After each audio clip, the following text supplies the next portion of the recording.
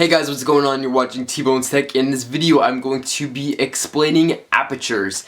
In my first video of my Explain series that I am launching, I already talked about focusing and the best way to focus and the different ways to focus. This video, I'm going to be explaining apertures. So if you guys want more videos like this about photography, make sure to subscribe to my channel down below and then you'll be notified when I upload those new videos. Alright, so first off, I'm going to show you a list of commonly used apertures. Here is a list of commonly used apertures that I think you're going to find helpful with your photography. As you can see, the smaller numbers have bigger, wider apertures, and the bigger numbers have smaller apertures. Alright, so I'm going to help you guys explain how to use them. So, the smaller f numbers, like f1.8, have a very big iris or a very big aperture, a big opening. We call those fast apertures. We call them fast because we can use faster shutter speeds to create these same images. Large f numbers, like f16 or f8,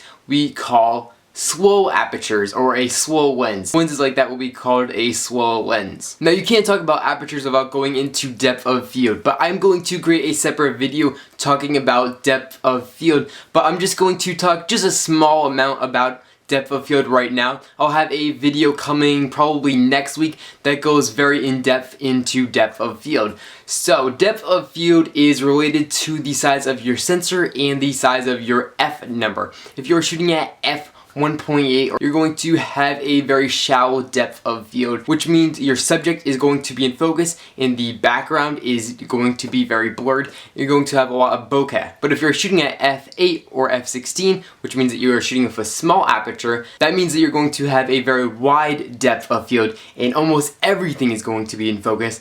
And again, I'm going to go in depth into that in a video coming next week. So make sure to subscribe to my channel because like I said, you'll be notified when that video goes live. Now I'm going to talk about variable apertures. Now variable apertures are in the kit 18 to 55mm f3.5 to 5.6 lens, or in the Canon 75 to 300mm f4 to f5.6. Which means that when you zoom out, your images are going to get darker, which means you're going to have to use a slower shutter speed, or you're going to have to step up your ISO. Now, expensive L lenses always have a constant aperture, and the aperture is related to the size of the front element of the lens. It's limited to the front element of the lens. That's part of the reason why L lenses are so expensive. Now, a lens like the Canon 24 to 105mm f4 is actually not going to be an f4 on this APS-C size Canon Rebel T3. Has an APS-C size sensor, which means that the sensor is designed to use EF-S lenses and not EF lenses. It can use EF lenses, but it's not going to be optimized for them. The iris has aperture blades, and this 24 to 105mm lens has 8 aperture blades. I think it has around 8 aperture blades.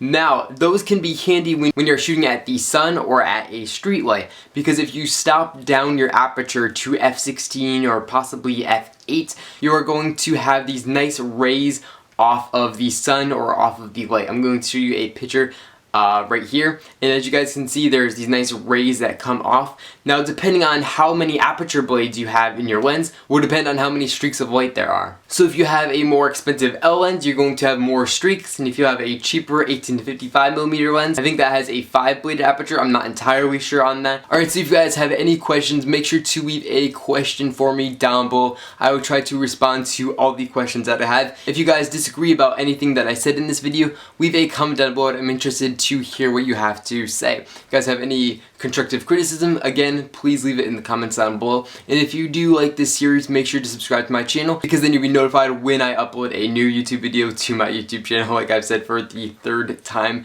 But I am trying to build up a good subscriber base so I can give you guys the best possible videos and have a more flexible budget to offer you guys the best quality of videos. So again, thank you guys for watching this video, and I'll catch you guys in the next one.